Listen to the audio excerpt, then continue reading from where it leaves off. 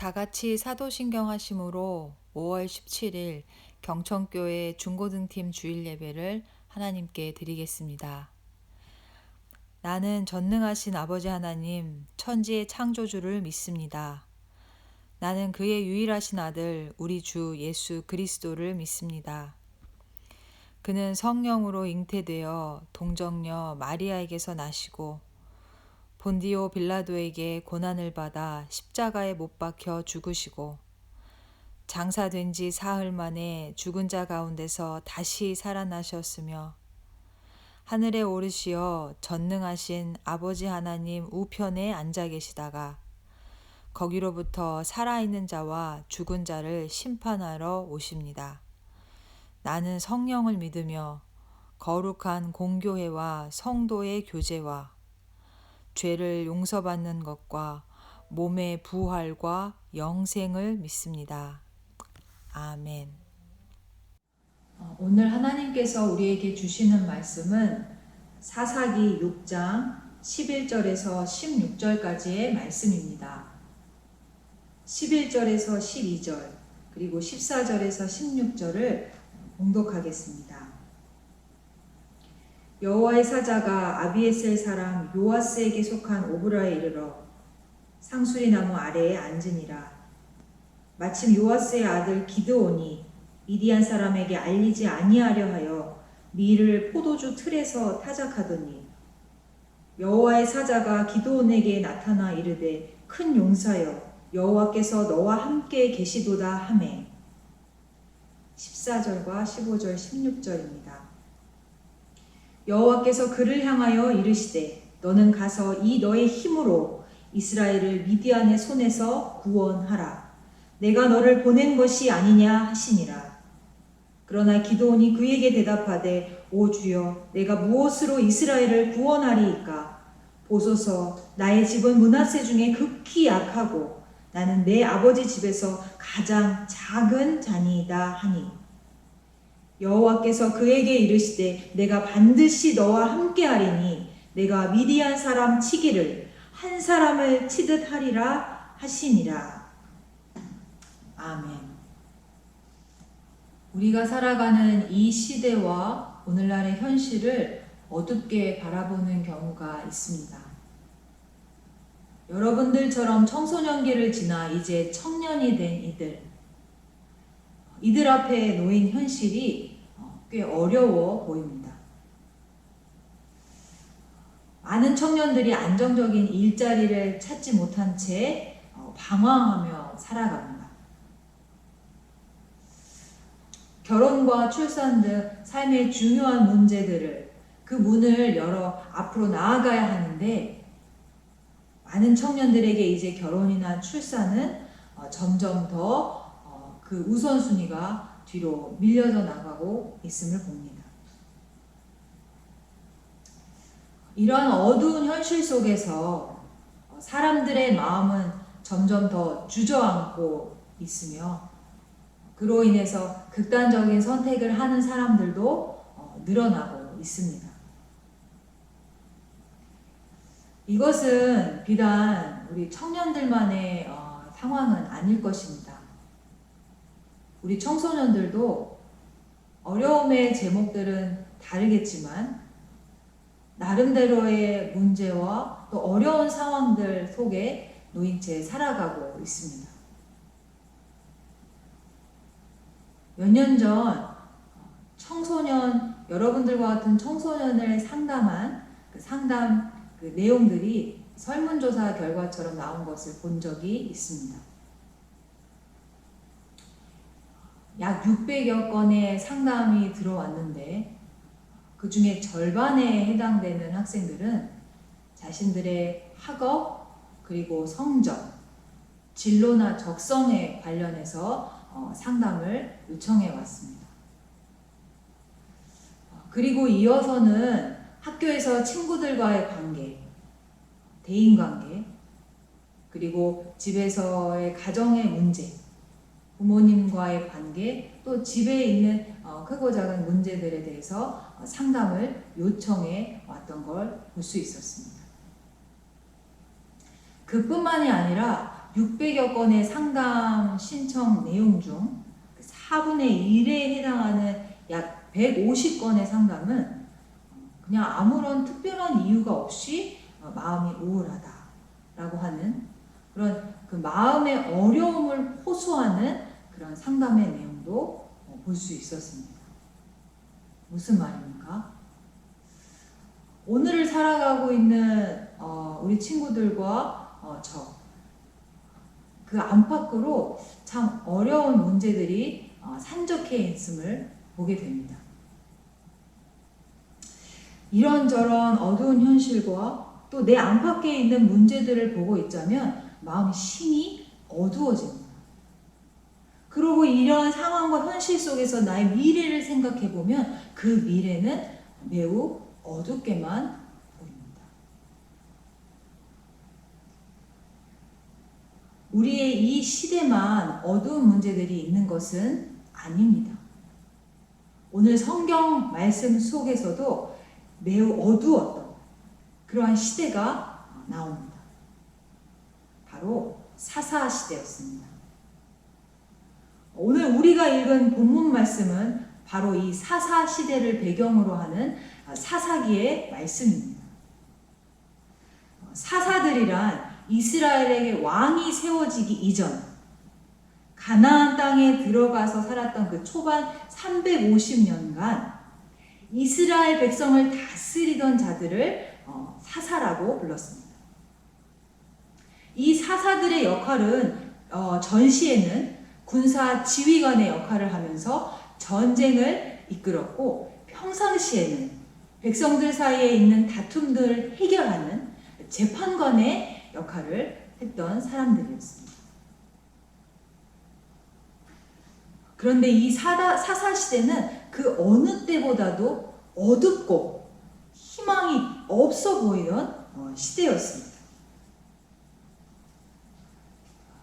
사실 처음 이스라엘 백성들이 약속의 땅, 가나안 땅에 들어갔을 때만 해도 그들의 마음은 기쁨과 희망으로 가득 차 있었습니다. 하나님께서 약속하신 젖과 꿀이 흐르는 그 땅에 마침내 들어오게 되었고 그곳에 들어오기까지 그 과정 속에서 하나님의 놀라우신 구원의 일들을 그들이 경험할 수 있었기 때문입니다.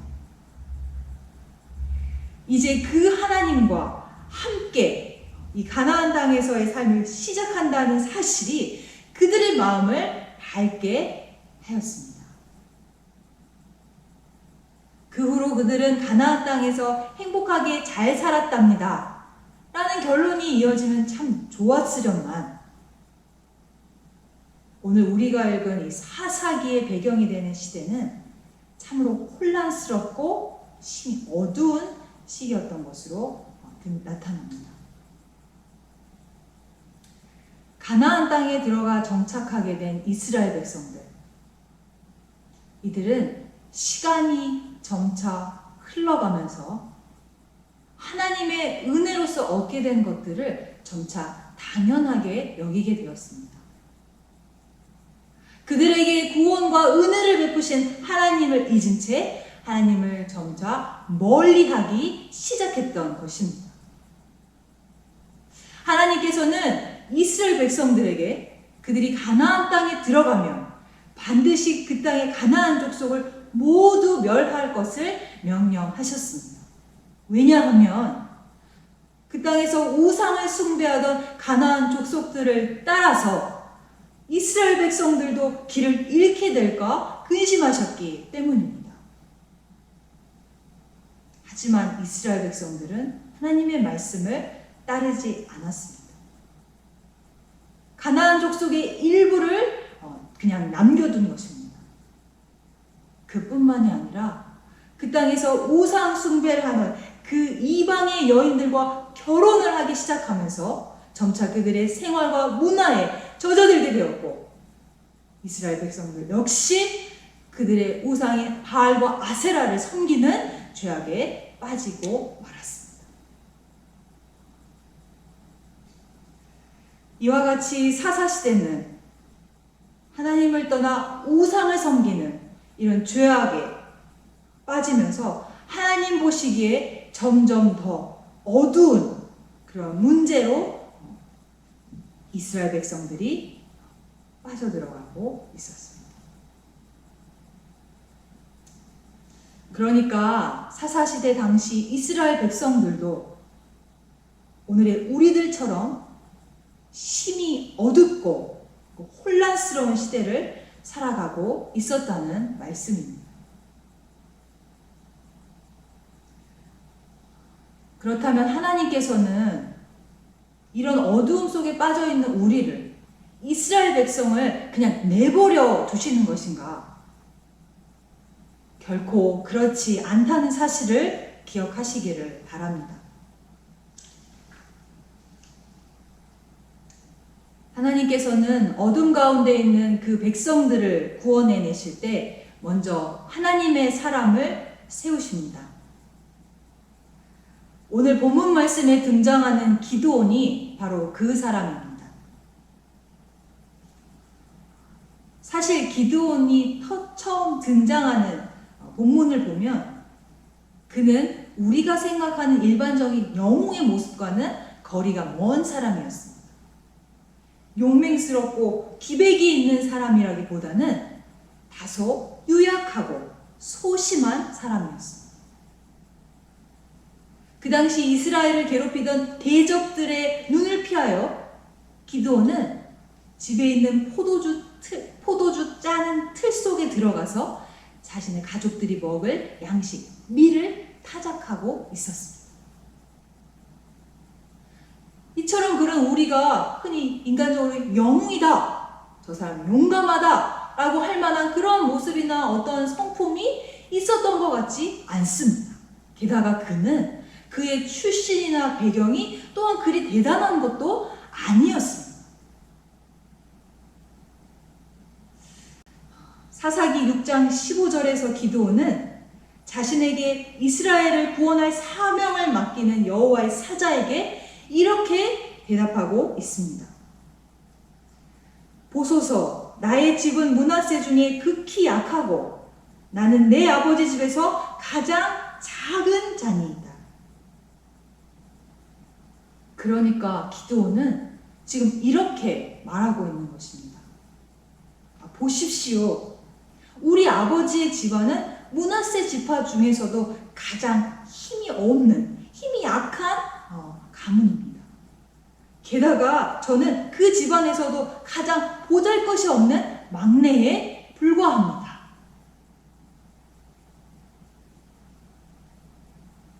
그러니까 기드온은 이 시대의 어두움을 밝힐 만한 힘이 자신에게는 없음을 말하고 있는 것입니다.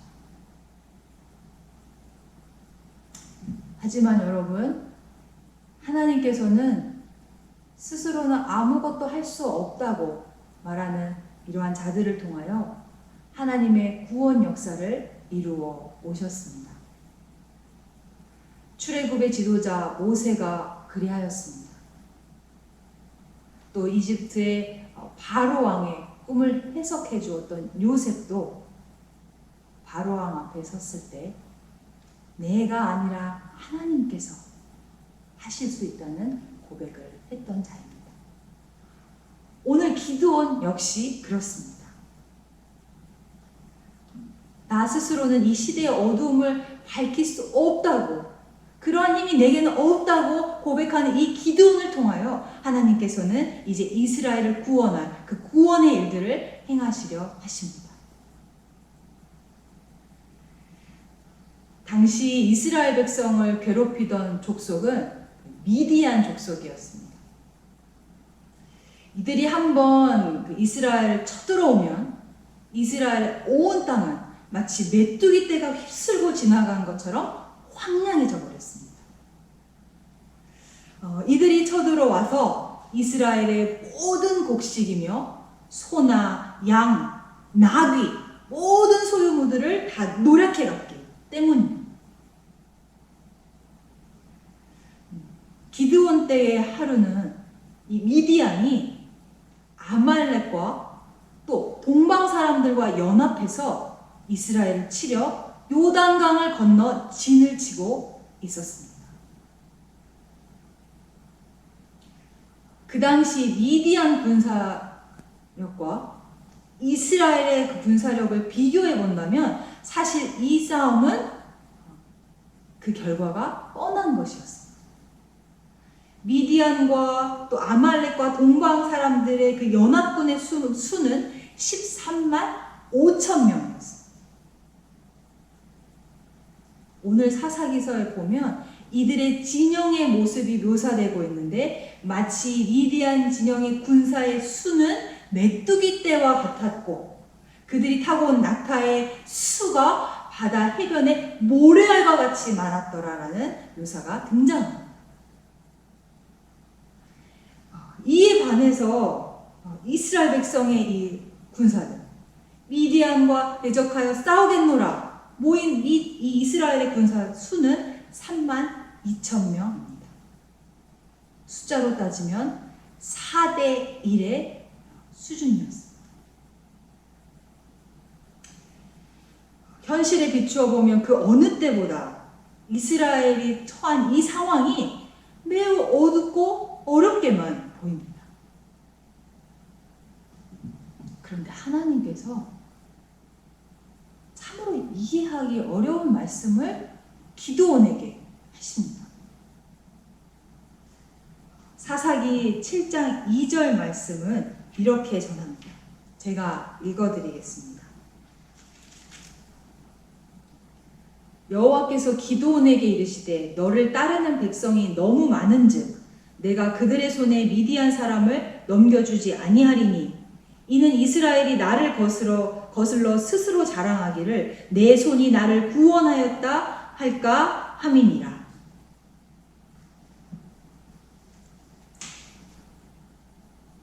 (4대 1의) 상황. 현실적으로도 인간적인 눈으로 볼 때는 너무나 불리한 상황임에도 불구하고 하나님께서는 기드온에게 너와 함께한 군인들이 너무 많은즉이라고 말씀하십니다. 기드온, 내가 거느린 군대의 수가 너무나 많다. 만약 이 백성이 미디안 군대를 물리치면 자기가 힘이 세서 이긴 줄 알고 스스로 자랑할까 염려된다.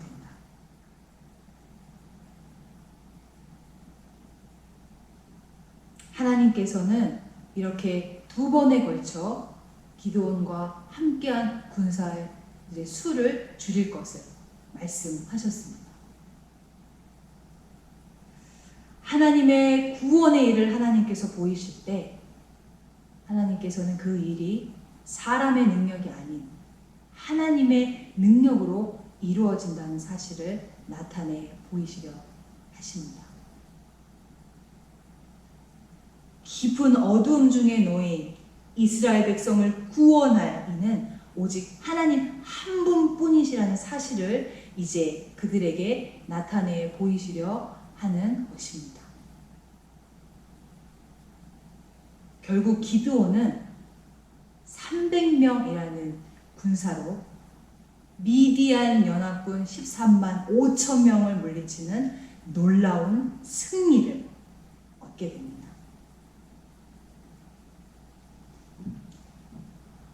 경천교회 중고등팀 여러분, 지금 우리는 시대적으로 매우 어두운 시기를 지나가고 있는 중입니다. 코로나19로 인하여 전 세계에 30만 명이 넘는 사람들이 목숨을 잃었습니다. 우리들의 일상 시계는 2달여 넘게 멈춰져 있는 상태입니다. 코로나19의 상황 속에서 우리도 각자 어려운 문제들을 우리의 안팎에 품고서 이 시기를 살아가고 있는 중입니다. 이러한 현실을 바라본 또한 우리 안팎에 놓인 이 문제들만을 바라본다면 마음이 심히 어두워집니다.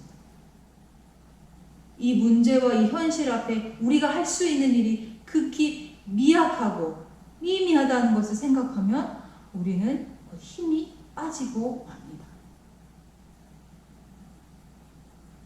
그러나 여러분, 우리가 믿는 하나님은 어두운 시대 한복판에서도 스스로 아무것도 할 수 없다 말하는 우리들을 통해서도 능히 구원의 역사를 써나가시는 분이라는 사실을 기억하시기를 바랍니다. 심히 어둡게만 보이는 이 시대마저도 하나님의 구원의 빛이 비춰질 무대 배경에 불과하다는 사실을 여러분 기억하시기를 바랍니다.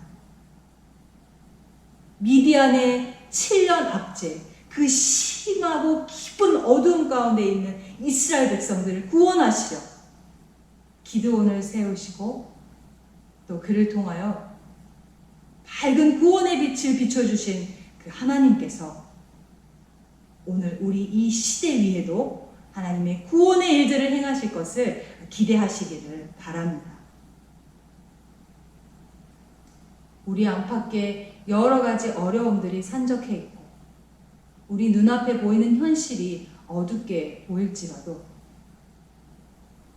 하나님께서는 하나님의 구원의 일들을 행하실 것을 믿는 믿음으로 용감하게 이 시대를 헤쳐나가게 되시길 바랍니다.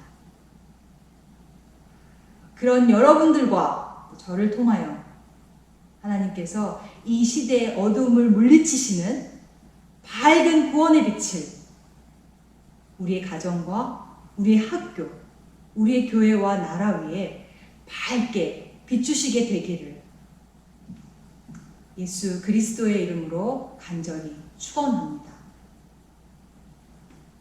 오늘 들은 말씀을 기억하면서 함께 기도하겠습니다.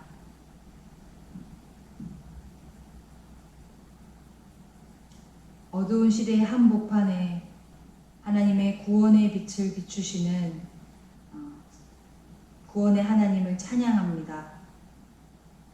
코로나19로 인하여 또 우리의 삶 속에 놓인 여러 가지 산적한 어려운 문제들로 인하여 우리의 마음이 어둡고 또 이 시대의 현실이 어둡게만 보임을 고백합니다.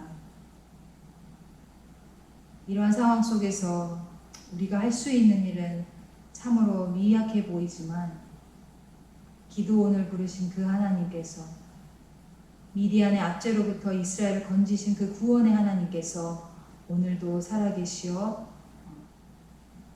우리의 구원의 하나님으로 일컬음 받으시기에 부족함이 없는 것을 우리가 믿게 하여 주시옵소서. 우리 앞에 놓인 어려움과 또 두려운 제목들이 우리를 넘어뜨리려 할 때가 있지만 구원의 하나님을 바라며 우리가 이 어려운 시절과 이 시기를 용감하게 헤쳐나갈 수 있도록 우리를 붙잡아 주시옵소서. 구원의 하나님을 바라며 용감히 나아가는 우리들을 통하여 이 시대의 어두움을 걷어내는 하나님의 구원의 빛이 우리 가정과 우리 학교와 교회와 나라 위에 밝게 비춰지는 일을 우리가 보게 하여 주시옵소서. 그럼 모든 구원의 일들을 통하여 우리를 구원하시는 이는 하나님 한 분뿐이심을 우리가 감사 찬양케 하여 주시옵소서. 감사와 찬양을 주 앞에 올려드리며 우리의 구원이 되시는 예수님의 이름으로 기도드립니다. 아멘. 축도하겠습니다.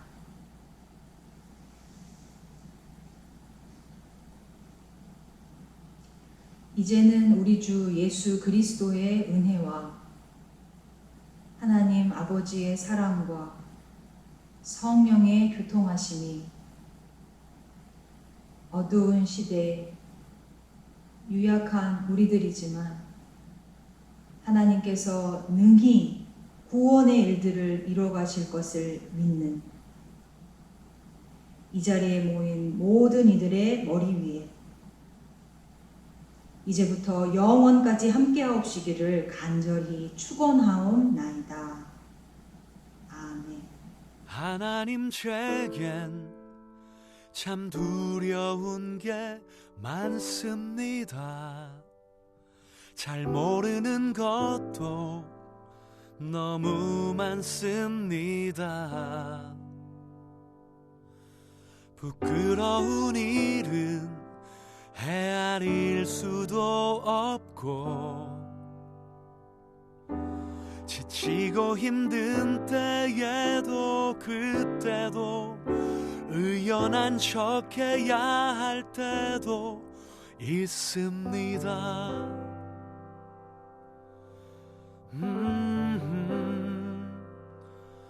그래도 하나님 아버지, 하나님을 아버지라 부를 수 있어서 난 참 좋습니다.